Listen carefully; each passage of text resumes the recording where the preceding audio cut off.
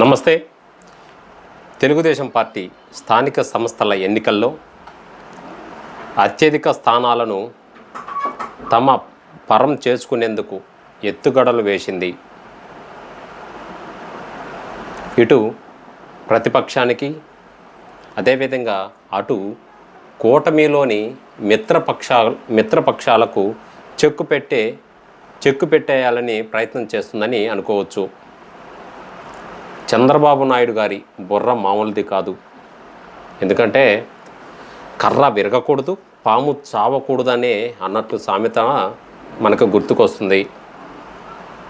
అందులో భాగంగానే కూటమిలోని మిత్రపక్షాలైన జనసేన, అదేవిధంగా బీజేపీకి అలా చెక్ పెట్టేసే ప్రయత్నం చేస్తున్నారు తెలుగుదేశం పార్టీ.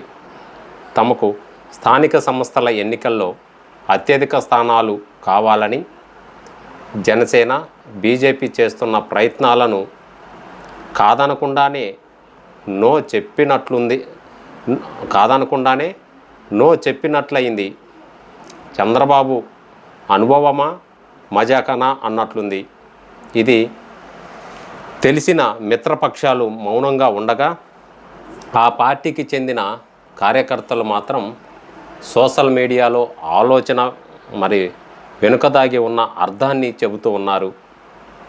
విషయం ఏంటంటే, జిల్లా పరిషత్ చైర్మన్లకి, నగర పురపాలక సంస్థ మేయర్లకి నేరుగా ఎన్నికలు నిర్వహించాలని ప్రభుత్వం నిర్ణయం. దీని వెనుక టీడీపీ పెద్ద ప్లాన్ ఉందని మిత్రపక్షాల కార్యకర్తల ఆరోపణలు అన్నమాట. జిల్లా పరిషత్ చైర్మన్లు, మున్సిపాలిటీ మేయర్లని, గెలిచిన జెడ్పీటీసీ, ఎంపీటీసీ కౌన్సిలర్లను, కార్పొరేటర్లలో ఒకరిని సభ్యులు ఎన్నుకునేవారు. ఈ విధంగా చైర్మన్, మేయర్లు ఎన్నిక జరిగితే కూటమిలో మిత్రపక్షాలైన బీజేపీ, జనసేన పార్టీ వారు 2 సంవత్సరాల కాలం మేయర్లు, చైర్మన్ల పదవులని అడగడానికి పట్టుబట్టే అవకాశం ఉంది. అలానే ఎక్కువ స్థానాలను కూడా కోరే ఛాన్స్ కూడా ఉంది. అలా కాకుండా నేరుగా మేయర్లకి ఎన్నిక నిర్వహిస్తే మాత్రం రానున్న కాలంలో కూటమిలోని మిత్రపక్షాలైన బీజేపీ, జనసేన పార్టీల వారి పవర్ షేవింగ్ ఉండదు. అంతేకాదు, వారికి నేరుగా గెలిచే బలగం లేకపోవడంతో వారు మౌనంగా ఉండాల్సి వస్తుంది. పరోక్ష ఎన్నికలు ఉంటే మాత్రం 1-2 సంవత్సరాల కాలం మేయర్లు, చైర్మన్లు పదవిని ఇవ్వాల్సి ఉంటుంది. ఈ కొత్త నిర్ణయం ప్రకారం టీడీపీ పార్టీ ఎక్కువ మంది చైర్మన్లని, మేయర్లని పొందడమే కాకుండా 5 ఏళ్ల వరకు మారే అవకాశంలే ఉండదన్నమాట. 1986 వరకు మేయర్, మున్సిపల్ చైర్మన్ల ఎంపికకు పరోక్ష ఎన్నికలు జరిగేవి.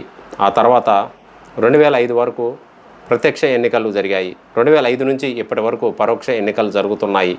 ఇప్పుడు చేస్తున్న చట్ట సవరణలలో ఇక నుంచి ఎన్నికలు ప్రత్యక్ష విధానంలో జరుగుతున్నాయి.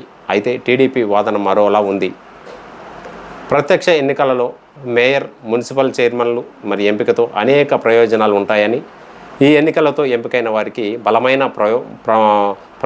ప్రజామోదం ఉంటుందని, కౌన్సిలర్లు, కార్పొరేటర్ల ప్రభావం మేయర్ లేదా చైర్మన్లపై ఉంటుందని, అదేవిధంగా మేయర్, చైర్మన్ వేగవంతమై నిర్ణయాలు తీసుకునే అవకాశం ఉంటుందని అంటున్నారు. అయితే సుదీర్ఘ అభివృద్ధి ప్రణాళికలు అమలుపరిచే అవకాశం ఉంటుందని, వివిధ శాఖలతో సమన్వయం చేసుకుంటూ అభివృద్ధి పనులు వేగవంతం చేయవచ్చని, పెట్టుబడిదారులు, పరిశ్రమలు, టూరిజం మేయర్ లేదా చైర్మన్ యాక్టివ్గా ప్రమోట్ చేసే అవకాశం ఉంటుందని, అదేవిధంగా మేయర్ లేదా చైర్మన్పై రాజకీయ ప్రభావం తగ్గుతుందని టీడీపీ వాదిస్తుంది. అన్ని వర్గాల ప్రజలకు అవసరమైన పనులు చేసే అవకాశం కూడా ఉంటుందని అధికార తెలుగుదేశం పార్టీ మాటలు చెబుతుంది. సో ఇదండి చంద్రబాబు నాయుడు గారి ఆలోచన విధానం. మీ యొక్క అభిప్రాయం కింద కామెంట్ సెక్షన్లో తెలియజేయండి.